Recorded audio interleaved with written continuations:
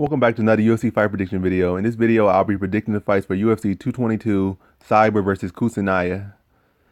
And then, per usual, I'm going to just predict the main card fight, so let's get into it. In our first fight of the main card, we have in the women's bantamweight division, Zingano versus Vieira.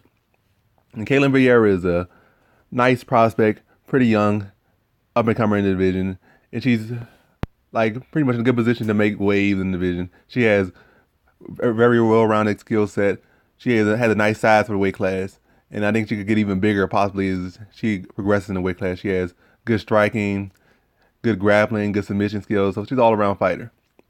Zingano is pretty well-rounded as well. She's a veteran. She's faced Ronda Rousey for the title in the past, and so she's fought for the title. She's fought some of the best people. She has beaten Amanda Nunes before.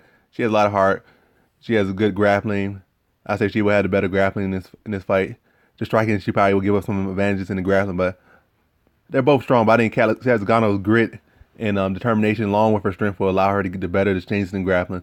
And I see Zingano basically winning a gritty split decision in this fight by using her veteran savvy to edge her out when needed with her grappling, get securing top position and using top control so she can secure the decision. But this fight would be very close. I see it.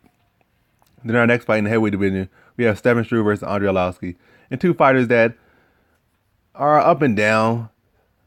Arlovski at one point was seeming like he's going to retire in his career several times. Even in his last fight, he was on a several fight losing streak, maybe three, maybe even more than three. I think four, maybe five fight losing streak. But he was able to rebound and just get back to his fundamentals.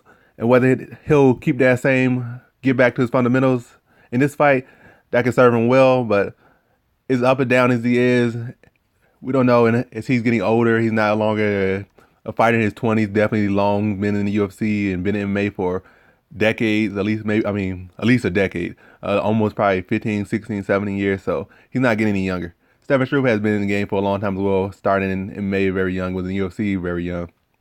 But still, not nearly the age and wear and tear on him is Arlovski, or at least the age-wise, and he's still under 30. So in this fighting, if Struve could use his range, he could be successful in this fight.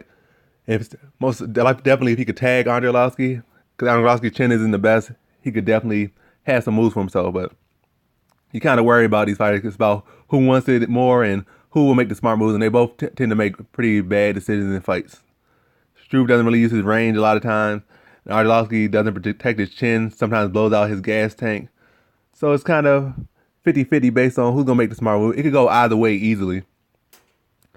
But in this fight, I think I'm going to go with Arlovski. Not even think I'm going to go to Arlovski because he'll be able to use his sambo experience and grappling and all that stuff to take Struve down, who, while he has good jiu-jitsu, doesn't necessarily have the best defense against wrestling and grappling from a top-heavy person. If Arlovski can employ a top-heavy grappling strategy and mix it in with his striking, he could easily win this decision. Well, not easily, but he could edge him out. So I'm going to think Arlovski's going to use his veteran experience and go back to his sambo and win a kind of a close edge decision where it's going to be a fight that could potentially be a fight of the night contender. And then in our next fight, we have in the bantamweight division, Sean O'Malley versus Soukhamthath. And this is a pretty tough fight when you think about it because Sean O'Malley, even though he's looking good, he looked good on the Contender Series, he didn't look the best in his last fight against Terrion Ware. And I think Soukhamthath is a lot better than Terrion Ware, in my opinion. I think Soukhamthath really could be 3-0 in the UFC. He lost 2 fights in the UFC via split decision, I believe, and over Fighters Day, where he dropped his opponent, I think, at least once, if not twice. I know he hit one of those opponents like 3 times, and that opponent was Alejandro Perez. I think he was dropping him with body shots, head shots. He was just dropping him back and forth, but they gave it to Edgar and gave a split decision to Alejandro Perez. And they gave a split decision to Morales, and he dropped both of his opponents. And I think more so in those fights, he just kind of took off the gas a little bit. A lot of the fighters to land, even though they're not effective strikes they landed in the fight against him, seemed like they were busier than him. And that's how they were able to get those decisions. And even then, the decisions were pretty bad. So, Soukhamthath, I think he could really be a top 15 caliber fighter in the bantamweight division, especially if he didn't get those 2 losses via split decision. So he's 1-2 in the UFC, but don't be discouraged by those 1 and 2. because that could easily have been the other way, and it should have been the other way. He really should be a 3-0 in the UFC right now. And Sean O'Malley, as good as he looked in the Terrion, as good as he had looked so far, in the Terrion Ware fight, he was kind of exposed a bit. And to just show you that, you know, he has all this flair and flash, he still doesn't fully have a substance yet. And I think Soukhamthath will really be a better striker than him in this fight. But I think that Sean O'Malley, using his flair and his youthful bravado he has the potential to edge Soukhamthath out. You know, Soukhamthath will be the better striker and probably the better fighter, to be honest. I think Sean O'Malley would be a better grappler maybe in this fight. Maybe just a tad with his wrestling. But nothing significant. But I think significantly, Soukhamthath will have the more power. He'll be landing the more damaging strike. Sean O'Malley had to keep his distance and be wary of those powerful shots that Soukhamthath. Soukhamthath has good knees, good body kicks, good leg kicks. He has heavy hands, and his strikes are pretty crisp. So Sean O'Malley has to watch out for that. I don't see this man a finish for no fighter. Well, if anybody gets finished, I think Soukhamthath is going to finish Sean O'Malley. But I think in this fight, Sean O'Malley, if he can use his bravado, like I said, and just do what we saw a lot of his other opponents do, avoid getting dropped and be the more busy fighter and fight aggressively, I think Sean O'Malley will be able to pull off the decision. And I see Sean O'Malley pulling off a split decision over Soukhamthath. In typical Soukhamthath fashion, he will lose a split decision, but he won't get any drops. So in this fight, Sean O'Malley via decision. Then in our co-main event, we have Frank Edgar versus Brian Ortega in the featherweight division. And Frank Edgar is a fighter's fighter. He has the grit. He has the skill. He puts in the work effort. He has a chin on him. And even his chin fades, he has that heart. And he will recover as quickly. He has wrestling. He's pretty much good everywhere. He's a veteran. He's not going to be getting submitted. He's not going to be getting taken down and laid on. He's not going to be in a fight getting outstruck. In every fight, he's going to be in the fight. He's never not been in a fight.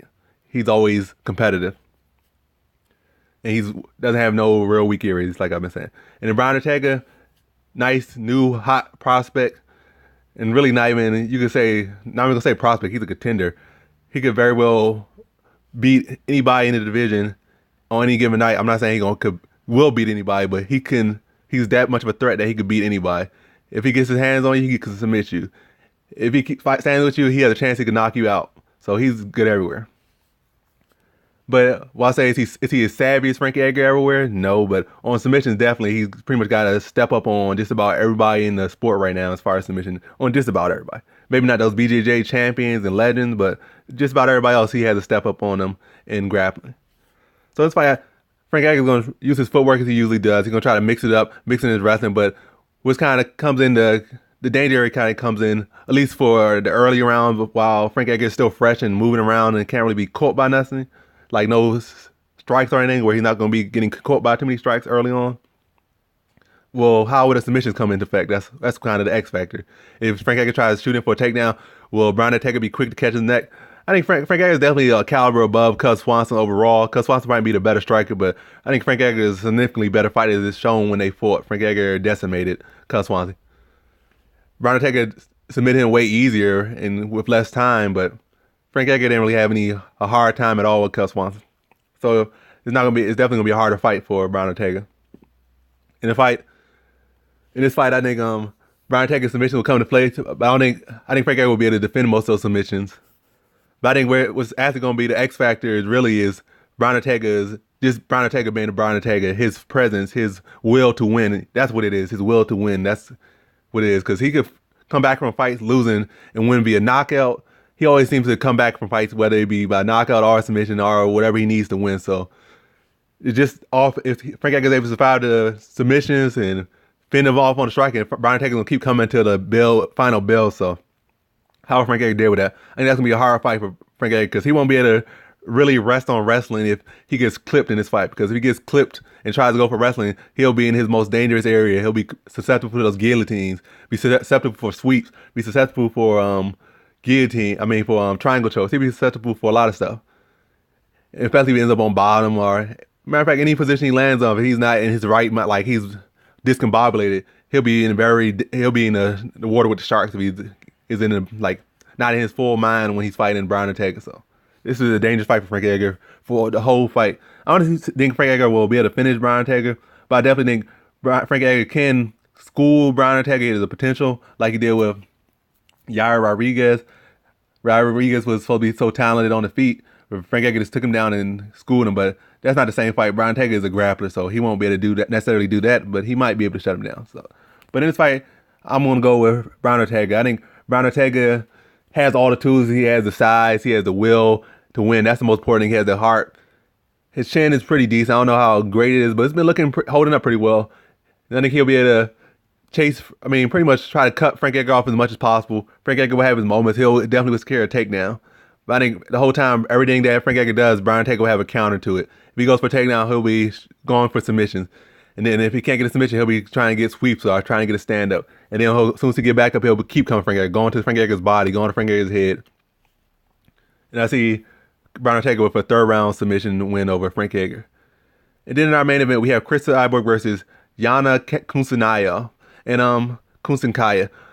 I don't really know too much about Kunitskaya. I know she lost to Tanya Evinger pretty easily. I know in the first fight it was kind of a controversy and Kunitskaya won, but then it was like they kind of stopped when Kunitskaya was submitted, so it was like wasn't a fair win. Then she got thoroughly dominated by Tanya Evinger in their rematch.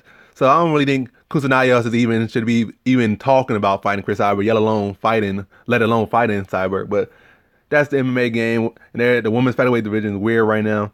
But I think Cyborg is going to obliterate this Kunitskaya. I think she's a good size for the weight class. She has some decent skills. She's not a bad fighter by no means, but she's not on Chris Cyborg level. She won't be able to strike with her. And I don't think her grappling will be able to have much success with her grappling. I see Cyborg just knocking her out in the first round. Not much to break down. Cyborg is going to knock her out in the first round. And that completes my fight predictions for UFC 222 Cyborg versus Kunitskaya. Thanks for watching. Like, comment, subscribe, and come back for more fight predictions. Peace.